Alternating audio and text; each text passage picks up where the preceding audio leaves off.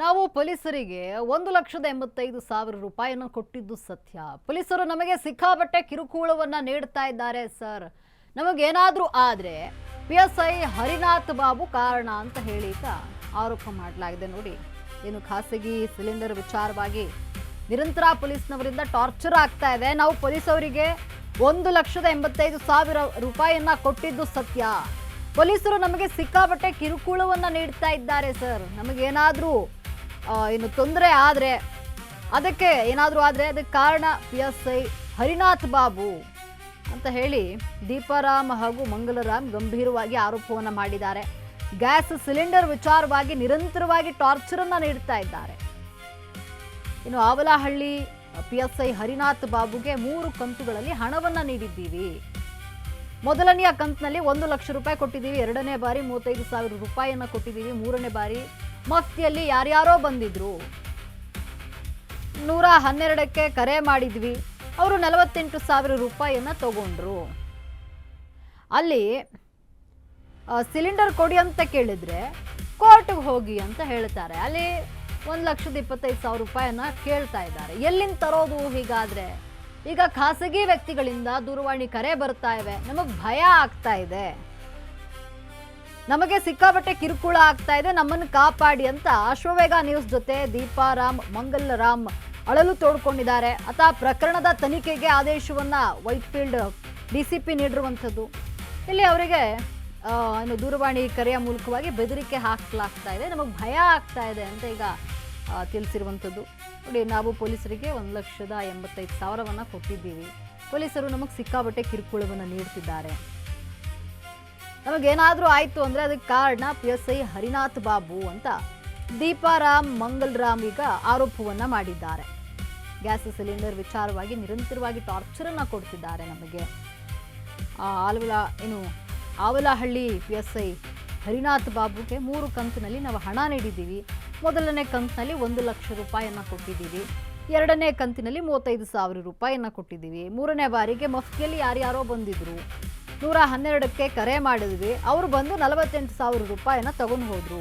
ಇನ್ನು ಸಿಲಿಂಡರ್ ಕೊಡಿ ಅಂತ ಕೇಳಿದ್ರೆ ಕೋರ್ಟ್ಗೆ ಹೋಗಿ ಅಂದರು. ಕೋರ್ಟ್ಗೆ ಹೋದರೆ ಅಲ್ಲಿ 1,25,000 ರೂಪಾಯಿ ಕೇಳ್ತಿದ್ದಾರೆ. ನಾವು ಎಲ್ಲಿಂದ ತರೋದು? ಇವರಿಗೆ 1,85,000 ಕೊಟ್ಟಿದ್ದೀವಿ, ಕೋರ್ಟಿಗೆ 1,25,000 ರೂಪಾಯಿ ನಾವು ಎಲ್ಲಿಂದ ತರೋದು? ನಮಗೆ ನಿರಂತರವಾಗಿ ಟಾರ್ಚರ್ ಆಗ್ತಾ ಇದೆ ಅಂತ ಅಳಲು ತೋಡ್ಕೊಂಡಿದ್ದಾರೆ.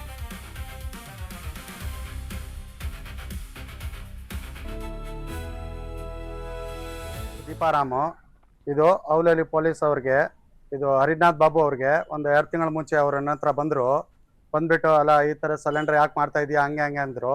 ಆಮೇಲೆ ಸಿಲಿಂಡರ್ ಎಲ್ಲ ಎತ್ಕೊಂಡೋಗಿ ಅಲ್ಲ ಪೊಲೀಸ್ ಸ್ಟೇಷನಲ್ಲಿ ಹಾಕಿದ್ರು.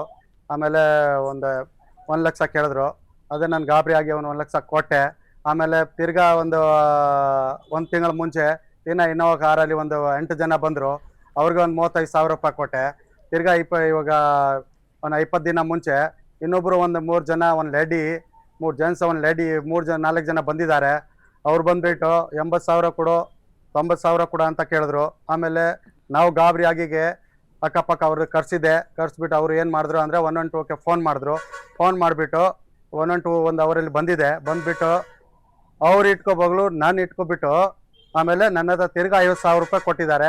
ಆಮೇಲೆ ನಿನಗೆ ರಿಲೀಸ್ ಮಾಡ್ತೀವಿ ಹಂಗಂತ ಹೇಳ್ಬಿಟ್ಟು, ಅದು ಹರಿನಾಥ್ ಬಾಬು ಅವರು, ನಿಮ್ಗೆ ರಿಲೀಸ್ ಮಾಡ್ತೀನಿ, ಕೋರ್ಟ್ ಹತ್ರ ನಾನು ಕಳಿಸ್ತೀನಿ, ಕೋರ್ಟ್ ಹತ್ರ ಹೋಗ್ಬಿಟ್ಟು ನೀನು ರಿಲೀಸ್ ಮಾಡ್ಕೊಂಡು ನಿನ್ನ ಸಿಲಿಂಡರ್ ತೊಗೊಂಡೋಗಿ ನಿನ್ನ ಬ್ಯಾಲ್ ಮಾಡ್ಕೊಂಡು ನಿಮ್ಮ ಸಿಲಿಂಡರ್ ತೊಗೊಂಡೋಗೋ ಏನಾಗಲ್ಲ ಅಂತ ಹೇಳಿದ್ರು. ಬಟ್ ಅವರು ಆಮೇಲೆ ಅಲ್ಲಿ ಕೋರ್ಟ್ ಹತ್ರ ಹೋದರೆ 1.25 ಲಕ್ಷ ಹೇಳೋರೆ ನನಗೆ. ಅದರಲ್ಲಿ ನಾನು ತಿರ್ಗಾ ಗಾಬರಿ ಆಗಿಬಿಟ್ಟಿದ್ದೀನಿ. ನನಗೇನಾದರೆ ಪಬ್ಲಿಕ್ ಅವರು ನಾನು ಸಹಾಯ ಮಾಡಬೇಕು ಅಂತ ನಾನು ನಮಸ್ಕಾರ ಮಾಡ್ತಾ ಇದ್ದೀನಿ ಎಲ್ಲರಿಗೆ. ಆಮೇಲೆ ನಾನು ಹರಿನಾಥ್ ಬಾಬು ಅವರು ಬೇರೆಯವ್ರ ಪೊಲೀಸವ್ರು ನಂಬರ್ ಕೊಟ್ಬಿಟ್ಟು ಕೋರ್ಟ್ ಹತ್ರ ಕಳಿಸ್ಬಿಟ್ಟು ಅಲ್ಲಿ ಅವ್ರಿಗೂ ಏನಿದೆ ಸಿಲಿಂಡರ್ದು ಏನಾದರೆ ಸರ್ ಅವರು ಲಾಯರ್ ಕರ್ಸ್ಬಿಟ್ಟು ಸರ್ 2 ತಿಂಗಳಿಂದ ಅವಲಹಳ್ಳಿ ಪೊಲೀಸ್ನಿಂದ ಬರ್ತಾರೆ ಅಂಗಡಿಗೆ. ಅಲ್ಲಿ ಇದು ಅಂಗಡಿ ಹತ್ರ ಬಂದ್ಬಿಟ್ಟು ಈ ಸಿಲಿಂಡರ್ ಎಲ್ಲ ಯಾಕೆ ಮಾಡ್ತೀವಿ, ಲೈಸೆನ್ಸ್ ಎಲ್ಲ ತೋರಿಸಿದ್ರೆ ಈ ಲೈಸೆನ್ಸ್ ಎಲ್ಲ ಆಗಲ್ಲ ಹಿಂಗೆ ಹೇಳ್ಬಿಟ್ಟು ಸಿಲಿಂಡರ್ಗಳು ಎಲ್ಲ ಹಾಕೊಂಡು ಹೋಗ್ಬಿಡೋದು ಅಲ್ಲಿ ಪೊಲೀಸ್ ಸ್ಟೇಷನ್ಗೆ. ಅಲ್ಲಿ ಹೋದರೆ ದುಡ್ಡು 1 ಲಕ್ಷ ಕೊಡಬೇಕು, 1.5 ಲಕ್ಷ ಕೊಡಬೇಕು ಅಂತ 2 ತಿಂಗಳಿಂದ ಇದೇ ನಮಗೆ 15 ದಿನಕ್ಕೆ ಒಂದೊಂದು ಸತಿ. ಆಮೇಲೆ ಮೊನ್ನೆ ಹೋಗಿ 1 ಲಕ್ಷ ಕೊಟ್ಬಿಟ್ಟು ಬಿಡ್ಸ್ಕೊಂಬಂದ್ವಿ. 1 ಲಕ್ಷ ಕೊಟ್ಟು ಬಿಡ್ಸ್ಕೊಂಬಂದ್ಮೇಲೆ ತಿರ್ಗಾ 1 ತಿಂಗಳಾದ್ಮೇಲೆ ತಿರ್ಗಾ ಬಂದು 4 ಜನ ಇದು ಮಾರಂಗಿಲ್ಲ ಅಂತ ತಿರ್ಗಾ 1 ಲಕ್ಷ ಕೇಳಿದ್ರು. ಗೋಡಾನ್ಗೆ ಹೋಗ್ಬಿಟ್ಟು ತಿರ್ಗಾ 1 ಲಕ್ಷ ಕೊಟ್ಟು ಅವತ್ತು 35,000 ಕೊಟ್ಬಿಟ್ಟು ಬಂದಿದ್ದೀವಿ. ಆಮೇಲೆ ತಿರ್ಗಾ ಏನಾಯ್ತು 15 ದಿನ ಆದ್ಮೇಲೆ ತಿರ್ಗಾ ಯಾರು 4 ಜನ ಬಂದ್ರು, ತಿರ್ಗಾ ಸಿಲಿಂಡರ್ಗಳು ಇದೆಲ್ಲ ಇದು ಲೈಸೆನ್ಸ್ ಇಲ್ಲ ಇದ್ರ ತೋರ್ಸ್ರು ಕೇಳಲ್ಲ. ಆಮೇಲೆ ತಗೊಂಡೋಗಿ ಪೊಲೀಸ್ ಹೋಗ್ಬಿಟ್ಟು 1 ಲಕ್ಷ ಕೊಡ್ಬೇಕು ಅಂತ ಹೇಳಿದ್ರು. ಆಮೇಲೆ ಅವತ್ತು 50,000 ಕೊಟ್ಟಿದೀವಿ. ಆಯ್ತಪ್ಪ ಬಿಡಿಸ್ ಕಳಿಸ್ತೀವಿ ಅಂತ ಆಚೆ ಬಂದ್ಮೇಲೆ ಇಲ್ಲ ಇದು ಕೋರ್ಟಿಂದ ಬಿಡಿಸ್ಕೊಂಡ್ ಬರ್ಬೇಕು ಅಂತ ಹೇಳಿದ್ರು. ಸರ್ ನೀವು ಕಾಸು ಏನು ಕೇಸ್ಕೊಂಡಿದ್ದೀರಾ 50,000 ತಿರ್ಗಾ ಅಂದ್ರೆ, ಇಲ್ಲ ಇದು ಕೇಸ್ ಆಗ್ಬಿಡುತ್ತೆ ಕೋರ್ಟಿಂದ ಬಿಡಿಸ್ಕೊಂಡ್ ಬನ್ನಿ ಅಂತ ಇದು ಮಾಡಿದ್ರು. ಆಮೇಲೆ ಆಯ್ತು ಸರ್ FIR ಕೊಡಿ ಅಂದ್ರೆ ರಂಗನಾಥ್ ಬಾಬು ಅಂತ ಸರ್. ಅದೇ ಸರ್. ಆಮೇಲೆ ಅದು ಹರಿನಾಥ್ ಬಾಬು ಅಂತ ಒಬ್ರು ಇದ್ದಾರೆ ಅಲ್ಲಿ ಡಬಲ್ ಸ್ಟಾರು. ಅಲ್ಲಿ ಬಂದ್ಬಿಟ್ಟು 50,000 ಕೊಟ್ವಿ. 50,000 ಕೊಟ್ಮೇಲೆ ಆಚೆ ಬಂದು ನಿಮ್ ಸಿಲಿಂಡರ್ ಕೊಟ್ಟು ಕಳಿಸ್ತೀವಿ ಅಂತ ಹೇಳಿದ್ರು. ಆಮೇಲೆ ತಿರ್ಗಾ ಆಚೆ ಬಂದ್ಮೇಲೆ ಬೇಡ ಇದು ಕೋರ್ಟಿಂದ ಬಿಡಿಸ್ಕೊಂಡ್ ಬರ್ಬೇಕು ಅಂತ ಅಲ್ಲಿ ನಮ್ದೇ ಲಾಯರ್ ಇದೆ, ಅಲ್ಲಿ 2 ದಿನ ಬಿಟ್ಟು ಹೋದ್ರೆ ಅಲ್ಲಿ ಲಾಯರ್ ಎಲ್ಲ ಯಾರು ಪೊಲೀಸ್ನವರು ಅಲ್ಲಿ 1.5 ಲಕ್ಷ ಕೇಳ್ತಾರೆ. ಆಮೇಲೆ ಇದಾಗಲ್ಲ ಅಂತ ಹೇಳ್ಬಿಟ್ಟು ತಿರ್ಗಾ ಬಂದ್ಬಿಟ್ಟಿದ್ವಿ ನಾವು. ಆಮೇಲೆ ಸರ್ 1 ಲಕ್ಷ. ಹಾ ಸರ್. ಆಮೇಲೆ 2ನೇ ಸತಿ 35,000. ಎಸ್, ಈ ಬಗ್ಗೆ ಮತ್ತಷ್ಟು ಮಾಹಿತಿಯನ್ನು ನೀಡಲು ನಮ್ಮ ಪ್ರತಿನಿಧಿ ರಾಮು ದೂರವಾಣಿ ಸಂಪರ್ಕದಲ್ಲಿದ್ದಾರೆ. ರಾಮು, ಏನು ಖಾಸಗಿ ಸಿಲಿಂಡರ್ ವಿಚಾರವಾಗಿ ಪೊಲೀಸ್ನವರು ನಮಗೆ ಟಾರ್ಚರ್ ಅನ್ನ ನೀಡ್ತಿದ್ದಾರೆ, ನಮ್ಮ ಹತ್ರ ಹಣ ತೆಗೆದುಕೊಂಡಿದ್ದಾರೆ, ಆದರೆ ಸಿಲಿಂಡರ್ ಅನ್ನ ವಾಪಸ್ ಕೊಡ್ತಾ ಇಲ್ಲ ಅಂತ ಹೇಳಿ ಆರೋಪವನ್ನ ಮಾಡಿದ್ದಾರೆ. ಬಗ್ಗೆ ಹೆಚ್ಚಿನ ಅಪ್ಡೇಟ್ಸ್ ಏನಿದೆ? ಲಕ್ಷ್ಮಿ, ಅವಲಹಳ್ಳಿ ಪೊಲೀಸಪ್ಪನ ಒಂದು ಕರ್ಮಕಾಂಡ ಅಂತಾನೆ ಹೇಳ್ಬೋದು. ಸಾಲಾಗಿ ಲಂಚ ಯಾವುದೇ ಕಾರಣಕ್ಕೂ ನಾನು ಯಾವುದೇ ತೆಗೆದುಕೊಂಡಿಲ್ಲ ಅನ್ನೋಂತ ಉಡಾಪೆ ಉತ್ತರ ನೀಡುವಂತ ಪೊಲೀಸಪ್ಪನ ಒಂದು ಕರ್ಮಕಾಂಡದ ಸ್ಟೋರಿ ಅಂತಾನೆ ಹೇಳ್ಬೋದು. ಏನು ಇದು PSI ಆಗಿರುವಂತ ಹರಿನಾಥ್ ಬಾಬು ಏನಿದ್ದಾನೆ, ಈತ ಒಂದು ಇನ್ಸ್ಟಾಲ್ಮೆಂಟ್ ಲೆಕ್ಕದಲ್ಲಿ ಒಂದ್ ಬಾರಿಗೆ 1 ಲಕ್ಷ, ಒಂದು ಬಾರಿಗೆ 35,000, ಒಂದು ಬಾರಿಗೆ 48,000 ಅಂತದ್ದು. ಇನ್ನು ಬಹುತೇಕ ಏನು ಇವು ಹರಿನಾಥ್ ಬಾಬು ಖಾಸಗಿ ವ್ಯಕ್ತಿಗಳಿಂದ ಏನು ಈತ ಯಾರು ಸೇಟು ಸ್ನೇಹಿತ ಸಹೋದರ ಇವರಿಗೆ ನಿರಂತರವಾಗಿ ಧಮಕಿಗಳು ಹಾಕುವಂಥದ್ದು, ಮತ್ತೆ ನಿರಂತರವಾಗಿ ಖಾಸಗಿ ವ್ಯಕ್ತಿಗಳ ಕಡೆಯಿಂದ ಧಮಕಿಗಳು ಹಾಕುವಂಥದ್ದು ಈಗಾಗಲೇ ಬಹುತೇಕ ಕೇಳಿ ಬಂದಿರುವಂಥದ್ದು. ಇನ್ನು ಏನು ಮುಂದುವರೆದ ಭಾಗವಾಗಿ ಈ ಒಂದು ಹರಿನಾಥ್ ಬಾಬು ಈಗಾಗಲೇ ಇಲಾಖೆ ಇಷ್ಟೆಲ್ಲ ರಕ್ಷಣೆ ಯಾಕೆ ಕೊಡ್ತಾ ಇದೆ ಅನ್ನುವಂಥದ್ದು ಹಲವಾರು ಅನುಮಾನಗಳಿಗೆ ಎಡೆ ಮಾಡಿಕೊಡುತ್ತೆ. ಇನ್ನು ಏನು ಈ ಹರಿನಾಥ್ ಬಾಬು ಏನು ಉಸಿಲಿ ಏಜೆಂಟ್ ಆಗಿ ಒಂದು ಪೊಲೀಸ್ ಇಲಾಖೆ ಏಜೆಂಟ್ ಆಗಿ ನೇಮಕಗೊಂಡಿದ್ದಾನ, ಇಲ್ಲ PSI ಆಗಿ ಕೆಲಸ ಮಾಡ್ಲಿಕ್ಕೆ ನೇಮಕಗೊಂಡಿದ್ದಾನ ಅನ್ನುವಂಥದ್ದು ಹಲವಾರು ಅನುಮಾನಗಳಿಗೆ ಎಡೆಮಾಡಿಕೊಡುವಂಥದ್ದು.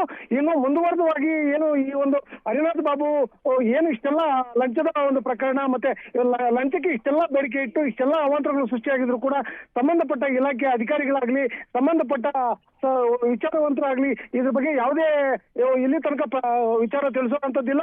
ಮತ್ತೆ ಇಷ್ಟೆಲ್ಲ ರಕ್ಷಣೆ ಮಾಡ್ಲಿಕ್ಕೆ ಏನು ಕಾರಣ ಇರುತ್ತೆ ಅನ್ನುವಂಥದ್ದು ಹಲವಾರು ಅನುಮಾನಗಳಿಗೆ ಎಡೆ ಮಾಡಿಕೊಡುತ್ತೆ. ಒಟ್ಟಾರೆಯಾಗಿ ಏನು